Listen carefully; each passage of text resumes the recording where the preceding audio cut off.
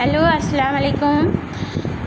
আপনারা যে রেস্টুরেন্টে যে ডাল খান একদম ঘন, ওরকম একটা ডাল আমি রান্না করে দেখাবো। ওই ডালটা কীভাবে রান্না করে।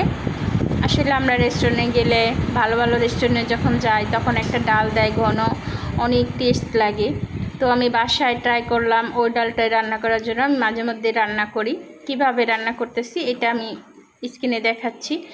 আর আমি এইভাবে ওই প্রসেসিংয়েই ডালটা রান্না করব, একদম ঘন করে ডালটা রান্না করব। ডালটা খেতে যা সুস্বাদু, অনেক স্বাদ হয় এভাবে ডালটা রান্না করে খেতে। আমি এটার ভিতরে নিয়েছি হচ্ছে মুগ ডাল আর হচ্ছে মুসুরির ডাল। মুগ ডালটা দিয়ে আর মুসুরির ডালটা দিয়ে আমি একসঙ্গে করে রান্না করব। আমি সবসময় কুকারে বেশিরভাগ রান্না করি কুকারে। কেন, আমার হচ্ছে এলপি গ্যাস, লাইন গ্যাস না, আমার টং গ্যাস। এই জন্যই আমি কুকারেই বেশিরভাগ রান্না করি। তো আমি ওভাবে ডালটাকে মাখিয়ে ঝুঁকিয়ে রান্না করার জন্য করে নিলাম।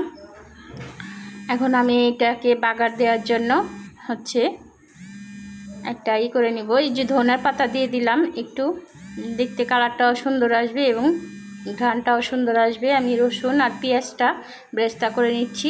এটার ভিতরে একটু জিরা দিয়ে দিলাম, দিয়ে এখানে সুন্দর করে একটা ফোড়ন দিয়ে আমি ডালটাকে এখন এখানে বাগার দিয়ে দিব। এভাবে করে আপনারাও রান্না করবেন। আমার কাছে তো অনেক টেস্ট লাগে। আপনাদের কাছে কেমন লাগলো রান্নাটা আর একদিন ট্রাই করে দেখবেন। যদি ভালো লাগে আপনারাও এরকম করে রান্না করবেন এবং খেয়ে দেখবেন। আর যদি ভালো লাগে রান্নাটা, তো অবশ্যই চ্যানেলটাকে সাবস্ক্রাইব করবেন, লাইক করবেন, কমেন্ট করবেন, শেয়ার করে দিবেন। দেখেন ডালটা কত ঘন হয়েছে আমার।